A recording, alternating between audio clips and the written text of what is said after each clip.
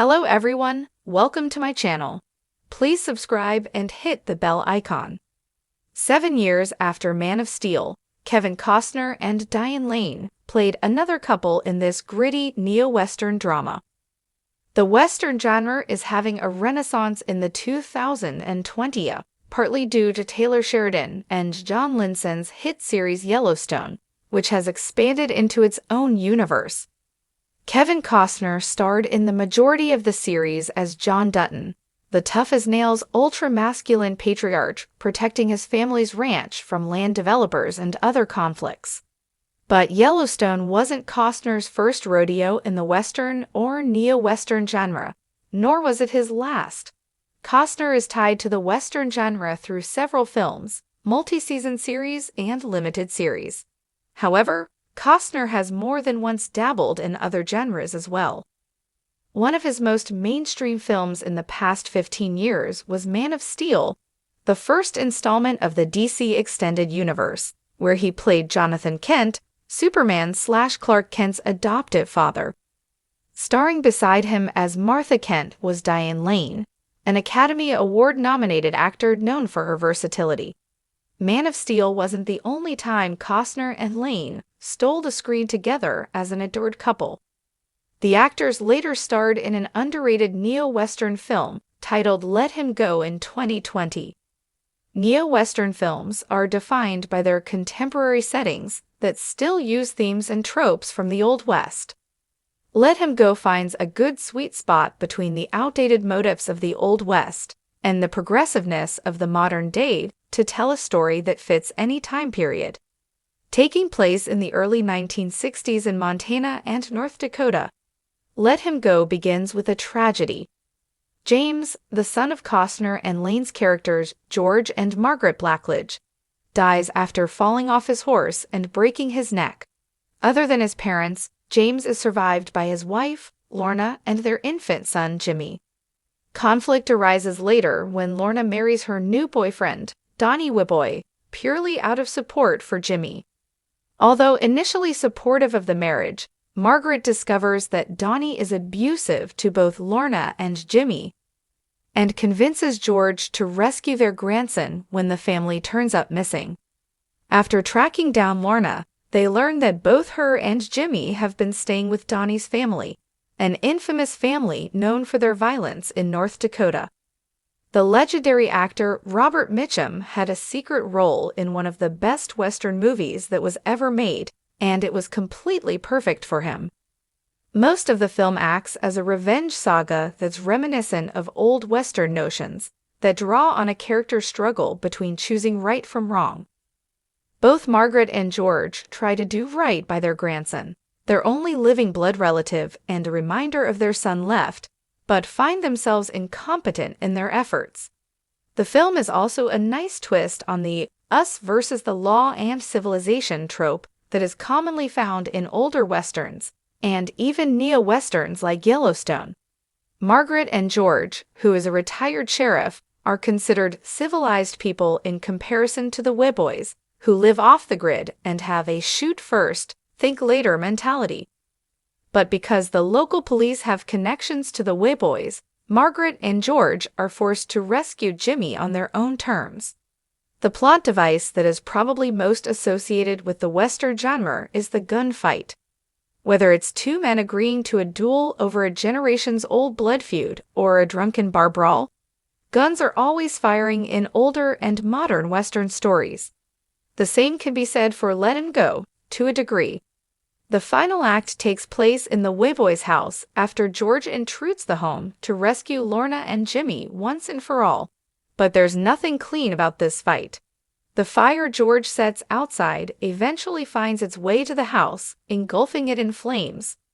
George proceeds to hold off the family member with a gun, but everyone's aim is slightly terrible, given everyone is riled up and tired.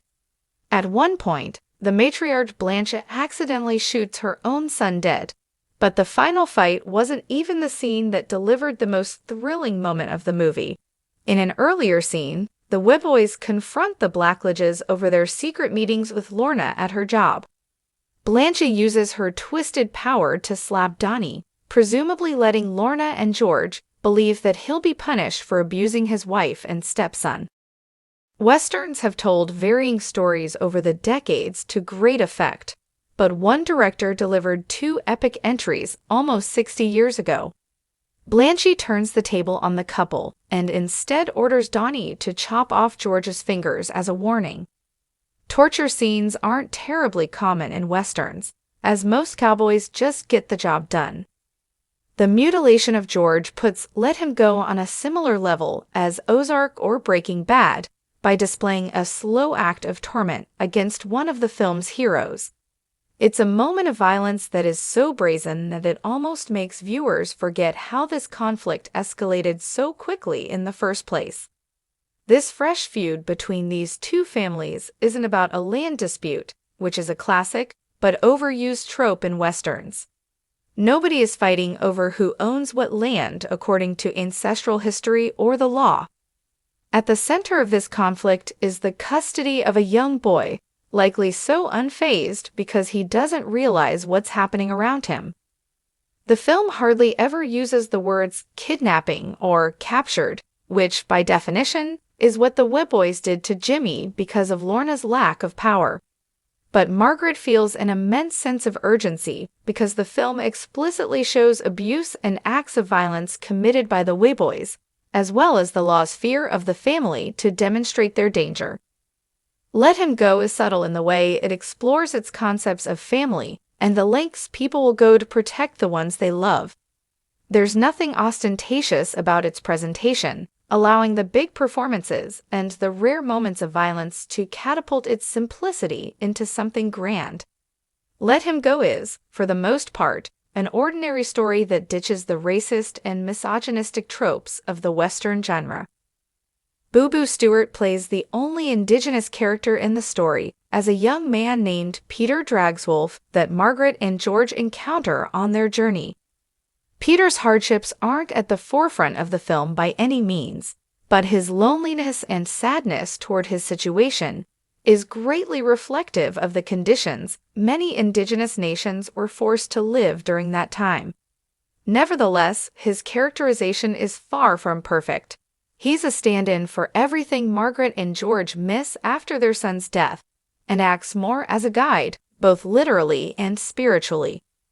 The greatest thing the film achieves is Margaret's arc, who feels more like the protagonist than George. Margaret is a relatable individual who is driven by her instincts as a mother and an empathetic human being. George is more passive in his approach to his grandson's circumstances, uplifting her as the flawed hero.